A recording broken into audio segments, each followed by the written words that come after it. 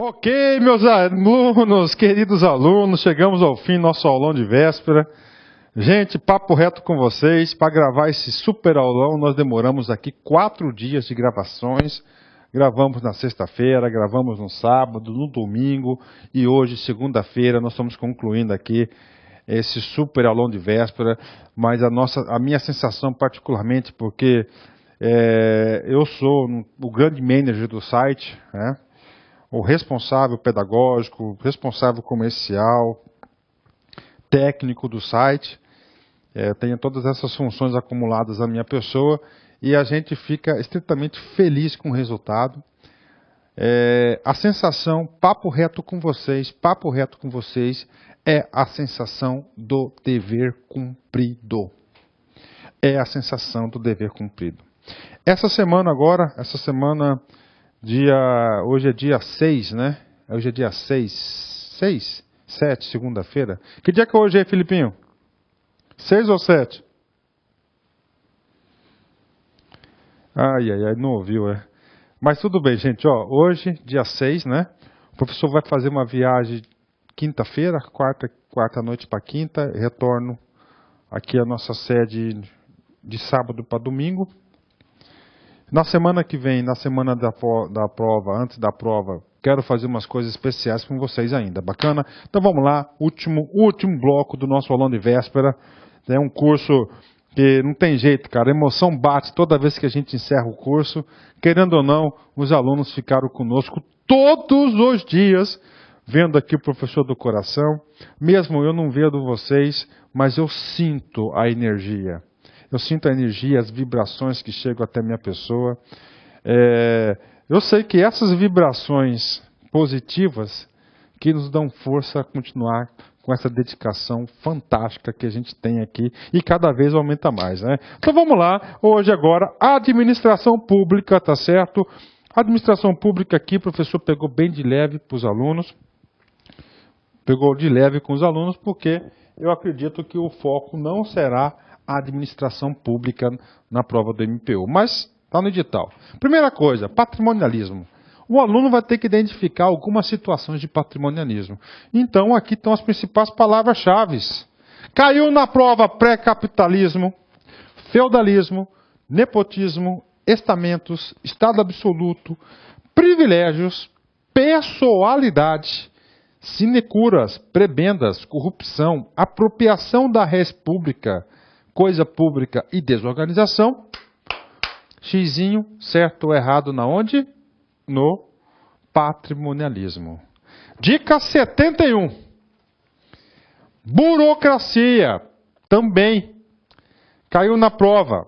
Capitalismo, Estado liberal, Estado intervencionista social burocrático, Estado desenvolvimentista, profissionalismo, organização, cargo, retinques, centralização, hierarquia, legalidade, formalismo, eficiência, especialização, verticalização e divisão do trabalho. Xizinho na burocracia. Vou dar para vocês uma dica extra. Eu quero que vocês vão lá na aula da burocracia, onde tem lá as principais características, um quadrado assim, e as principais disfunções, características e disfunções da burocracia. Leem 3 vezes esses 2 caras. De novo, características e as disfunções da burocracia. Lerem 3 vezes esses caras. A administração pública no Brasil, 72. Lapso temporal. Caiu na prova. Data. Você vai ter que lembrar aqui. Se a data for de 1500 a 1822, o tipo de administração pública no Brasil era o patrimonialismo colonial.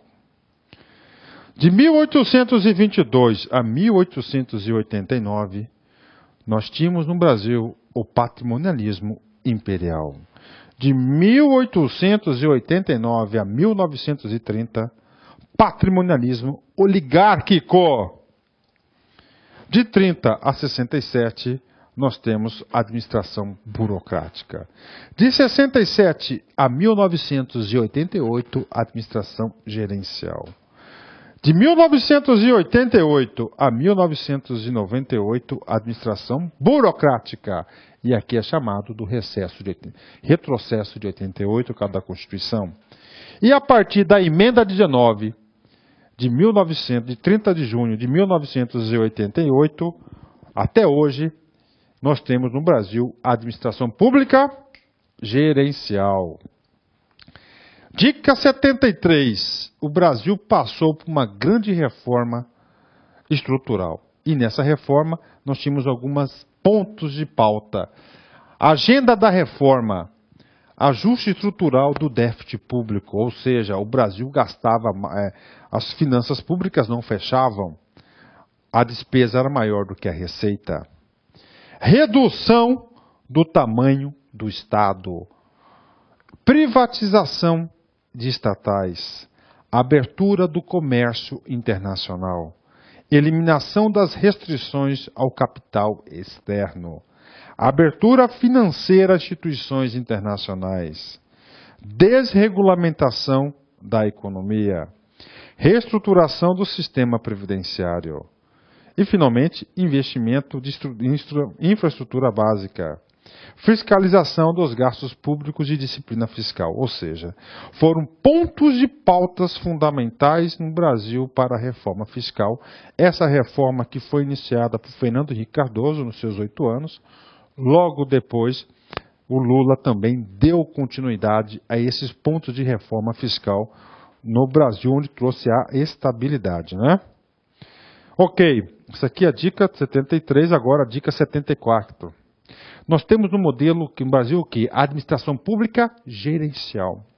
E o nosso modelo de administração pública gerencial é único no Brasil. Único, único, único. Como assim, professor? Único. Você tem que saber o seguinte, que o nosso modelo gerencial, isso aqui cai. Eu acredito que deve cair para vocês esse tipo de questão. Olha só. Como é que é o nosso modelo gerencial? Primeira coisa, comunicar ao gestor exatamente o que você espera dele. Então, lá na unidade administrativa, eu espero isso de vocês. Então, o primeiro ponto do nosso modelo gerencial é você comunicar claramente o que você espera do cara. 2. Você fornecer os meios necessários para que ele exerça isso. E, finalmente, você controlar o resultado. Então, isso pode cair na prova exatamente com essas letras, essas palavras. Porque isso aqui está no plano diretor da reforma da Aparelho do Estado de 1995. Primeira coisa, o nosso modelo gerencial está focado, primeiro, para definição precisa dos objetivos que o administrador público deverá atingir em sua unidade. Ou seja, em cada unidade saber exatamente o que você espera dela. A partir do momento que você sabe exatamente o que você espera de cada unidade, você tem que fornecer os meios necessários para que o cara produza os resultados que concordou contigo. Ou seja, você tem que dotar de autonomia, para a garantia de autonomia do administrador na gestão dos recursos humanos, materiais e financeiros que lhe forem colocados à disposição para que a pessoa possa ter os resultados contratados. Ou seja, preste atenção nisso aqui. Olha só. O cara é gestor de fato e de direito. Ou seja, o cara tem que ter autonomia para gerenciar os recursos humanos que estão colocados à sua disposição. O cara tem que ter autonomia para gerenciar o orçamento, os recursos materiais, ou seja, ele tem que ser gestor de verdade. Porque se você não dá autonomia para o cara ser gestor de verdade, como é que ele vai conseguir fornecer os resultados ora contratados em momentos anteriores? E, finalmente, a terceira dimensão é que mais cai. Ele vai ser controlado? Vai. O controle é burocrático gerencial? Gerencial. Então vamos controlar o cara, a cobrança, a posteriori dos resultados. Na prova vai estar escrito a priori. A priori é da burocracia. Então é a posteriori dos resultados. Tá certo? Então isso aqui, muita atenção, questão de prova. Para implementar essa grande reforma gerencial que ocorreu, ela ocorreu em 3 níveis. Nós tivemos que mudar o quê? Uma grande dimensão institucional e legal. O arcabouço jurídico. Por quê? Porque o arcabouço jurídico vigente até então era um arcabouço burocrático. E nós não queríamos mudar para o gerencial, então tem que alterar esse arcabouço. Então está relacionada aos obstáculos de ordem legal para o alcance de uma maior eficiência do aparelho do Estado. Dimensão cultural das pessoas. As pessoas têm que mudar a cultura. Definida pela coexistência de valores patrimonialistas e principalmente burocráticos com os novos valores gerenciais e modernos da administração pública brasileira. E, finalmente, de gestão associada às práticas administrativas. Dica 76, plano diretor, a essência dele. Vou pegar uma caneta vermelha aqui, estou sem caneta aqui. Olha só. Quais são os setores de Estado, gente? Núcleo estratégico, atividades exclusivas, serviços não exclusivos e produção de mercado. Cara, isso aqui é uma aula que a gente dá com tanta vontade que eu tenho certeza que o aluno não esquece fácil. Então, quais são os setores de Estado? 4. Núcleo estratégico, atividades exclusivas, serviços não exclusivos e produção para o mercado. O plano diretor dividiu em 3 blocos a reforma do Estado. A reorganização dos setores de Estados, a definição da forma de propriedade e o tipo de gestão. O examinador, o CESP, pode muito bem mandar para vocês o seguinte. Ele quer saber se o núcleo estratégico tem propriedade estatal, pública ou privada. Vai ter o quê? Estatal. Atividades exclusivas, pertence ao Estado, ou seja, é do Estado e só o Estado pode fazer. Serviços não exclusivos. Hoje, a propriedade estatal vai vir para cá através da publicização. Olha aí, fazendo upload de aula para a galera, né? Produção para o mercado vem através da privatização e vai ter propriedade, privada. Modelo de gestão. Como é gerencial, todas têm que ter o modelo gerencial. Burocrático, somente o núcleo estratégico. Pegadinha de prova. O núcleo estratégico tem forma de administração mista, ou seja, é burocrático e gerencial. Tá certo, galera? Olha aí, isso aqui é importante demais. Tá certo? Isso aqui é uma coisa que eu não posso explicar agora, mas vocês têm a aula disponível para vocês aí fazerem essa complementação pedagógica. Bacana, galera? Ótimo! Dica 77. Medidas do plano diretor, as principais medidas da reforma do Estado. A descentralização e autonomia gerencial com flexibilidade de gestão. Como se deu essa flexibilidade? Muito simples, mudando o foco do controle. O controle na burocracia são nos meios. O foco de controle na gerencial e nos resultados. Isso possibilita uma descentralização e autonomia gerencial. 2.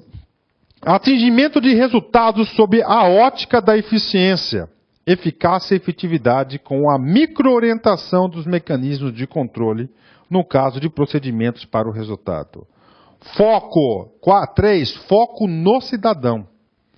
Quem recebe o serviço e quem paga por ele, ao invés de ser autorreferente.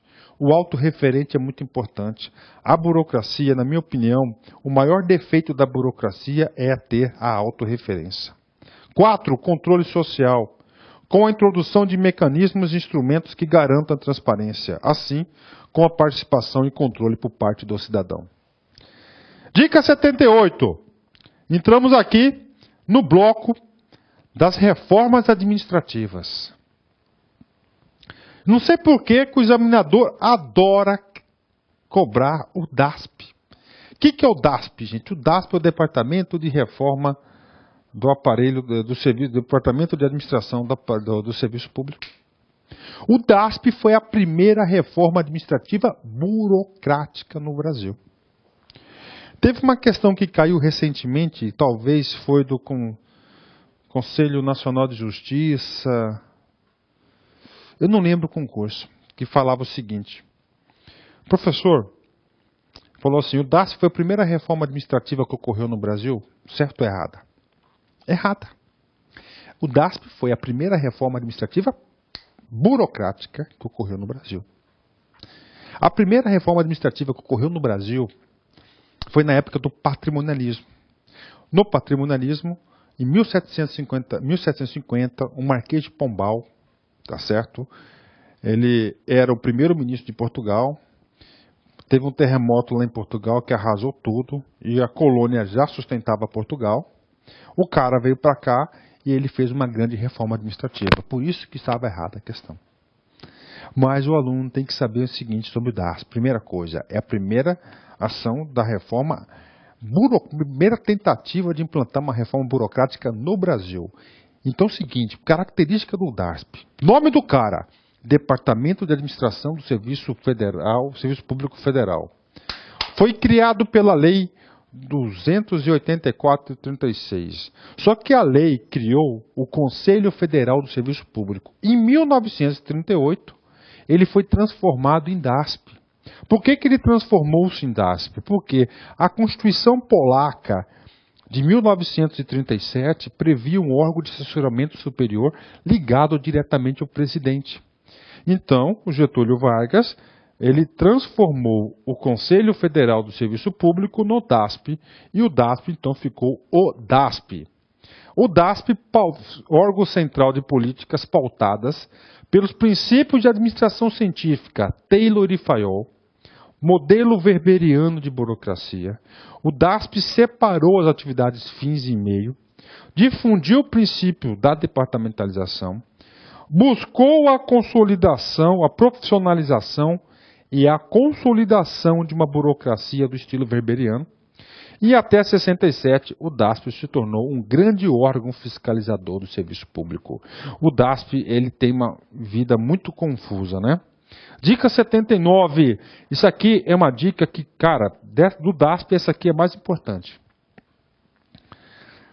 O modelo mental do DASP de implantar uma administração profissional, burocrática, eficiente, tinha um tripé. Então o DASP criou a administração de materiais. O DASP criou a licitação no Brasil. A administração de pessoal, o DASP criou o concurso público sem chucho. O da administração financeira criou o orçamento, empenho. Então é o seguinte, pode cair para vocês, qual foi o tripé do DASP? Administração de material, licitação, pessoal, concurso, administração financeira, empenho. Forte isso, né? Assim que cai na prova. Olha aí, Luiz Carlos Bresser Pereira. A implantação da administração pública burocrática é uma consequência clara da emergência de um capitalismo moderno no país. Ou seja, o Getúlio Vargas, ele tentou substituir as importações de base por uma industrialização de base, não é isso? E esse processo de industrialização, a industrialização não diz capitalismo? Sim. O capitalismo não é parceiro da burocracia? É. Então, olha aí, consequência, né? Pronto. Outro ponto importante, cara. O CESP pergunta muito isso. Qual foi a primeira tentativa no Brasil de implantar a administração pública gerencial? Você vai marcar o X, Decreto-Lei 200. Essa questão é batida, mas ela se repete. Então, vencer paixões. Qual que é a primeira tentativa de implantação de administração gerencial no Brasil? 1967. Com quem? Decreto-Lei 200. O foco dessa reforma era expansão da máquina pública. O Decreto-Lei 200 criou a administração pública indireta. Tá certo? Ok? Fechou? Beleza. Isso é a dica 80. Saber que foi o primeiro. E esse cara criou a administração pública indireta. Cai em concurso. Você tem os princípios da administração pública brasileira. Os princípios da administração pública brasileira estão consagrados no artigo 37 da Constituição. E lá diz: a administração pública direta e indireta, tá certo? Obedecerão os princípios da legalidade, impessoalidade, moralidade, publicidade e eficiência. Agora, se na prova perguntar o seguinte: quais são os princípios da administração pública federal? Da administração pública federal. Está aqui. Planejamento, coordenação, descentralização, delegação de competência e controle. De novo, planejamento, coordenação, descentralização, delegação de competência e controle. Cai, nossa senhora, bastante. Dica 82. Princípios da administração gerencial segundo a emenda 19. Primeiro princípio, descentralização administrativa. Segundo princípio, descentralização política. Terceiro princípio, achatamento organizacional. Quarto princípio, desconcentração organizacional. Quinto princípio, confiança limitada. Antes era desconfiança total na burocracia. Sexto princípio, controle por resultados. Antes, controle nos meios, nos processos. Sétimo princípio do processo de administração gerencial no Brasil: foco não cidadão, não foco nos meios, autorreferente. E profissionalização da alta burocracia. E o controle social, perdão, a accountability. Beleza? Dica 83. Plano Nacional da Desburocratização. Hélio Beltrão. Ou seja, a burocracia, cara, aqui você tem que provar tudo. Por que você tem que provar tudo na burocracia? Porque a burocracia, ela parte de um pressuposto seguinte: da desconfiança total no sujeito. Desconfiança total. Então, se você desconfia totalmente do cara, você tem que provar para o cara as coisas. Não é assim? É. Meu filho, então a burocracia vai o quê? Vai oprimindo as pessoas. A burocracia afasta o povo do Estado. Mas não tem RG, não pode fazer nada. Você não tem CPF, você não existe. Mas eu existo, eu estou aqui, doutor, me pega em mim aqui, eu sou real, eu não sou fruto da sua imaginação, doutor. Mas você não tem CPF, você não pode receber os programas sociais. E aí surgiu o Ministério da Desburocratização, que visava a simplificação. Falava o seguinte: ó, nós queremos o seguinte: aproximar o Estado do povo. Com isso, nós temos que eliminar a burocracia, simplificar. É um bom argumento? Sim. Esse cara aí que foi responsável pela manutenção, em parte, do regime militar, porque foi uma grande jogada de marketing político. Cara, se a pessoa você falar, pô, vamos acabar com a burocracia, rapaz. Ainda mais naquela época do regime militar, o cara vibrava. Então é o seguinte, tem que saber do Programa Nacional da Desburocratização. Visava a simplificação de processos, documentos e atos. A eliminação de informações desnecessárias. Diretrizes do plano. Aproximação entre o Estado e a sociedade. através da simplificação dos processos na prestação dos serviços públicos. Valorização do cidadão enquanto principal beneficiário dos serviços públicos. E frear a excessiva expansão da administração pública indireta. Estímulo a empresas privadas e nacionais. Principais ações. O argumento era grande, não é isso? Só que não deu certo. Olha só, do Programa Nacional criaram-se um ministério. E esse ministério foi ocupado por um cara chamado Hélio Beltrão. Principais ações, preste atenção. Facilitou a retirada do passaporte. O processo que demorava 1 ano passou a demorar 30 dias. Agilizou a compra e aquisição de produtos importados. E agilizou a retirada da segunda via do RG. Ou seja, RG é carteira de identidade. Raros momentos de modernidade. Pronto, meus amigos, terminamos aqui o nosso super aulão de véspera. Filipinho, toca pra gente aí a música Amigos para Sempre, né? Pode começar a tocar a música Amigos para Sempre. Quero fazer um encerramento muito especial para vocês desse baita curso, fantástico curso nosso do MPU. E não é demagogia não, gente. O papo reto com vocês. Nós estamos esperando o maior índice de aprovação de todos os cursinhos no Brasil nesse curso do MPU. Tá certo? Nesse curso do MPU. Quero agradecer a todos os nossos colaboradores, quero agradecer a todos os nossos professores. Esse curso nós tivemos como professores professor Vinícius, professor Damasceno, professor Pedro Silas, professor Cato Júnior e professor Luiz Antônio Carvalho e mais o professor Marciano. Nós tivemos aí 6 grandes professores que se empenharam, se dedicaram ao máximo para fazer esse maravilhoso curso do MPU. Tá certo? Quero fazer um encerramento para vocês. Eu trouxe um cara aqui que esse cara aqui chama-se treinamento, determinação, resultado. Se nós conseguimos aí muitos títulos da seleção de vôlei, eu tenho absoluta certeza que foi esse cara que foi o responsável. Mas por quê?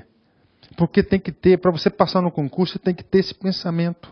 A vontade de se preparar tem que ser maior que a vontade de vencer. Vencer será consequência da boa preparação. O que a gente sempre fala para vocês? Nós sempre falamos que o aluno deve sempre estar competitivo na hora da prova. Se vai passar ou não, aí é outros 500. Mas o aluno tem que estar sempre o quê? Sempre tem que estar competitivo. Esse é o foco do aluno. A nossa produção aqui, o nosso Felipe, o nosso editor da manhã, preparou para vocês aí um clipe retratando os nossos professores e, claro, com essa música de fundo, Amigos para Sempre. Ok? Roda o clipe aí, Felipe, e abraços, fique com Deus, boa prova. Tchau.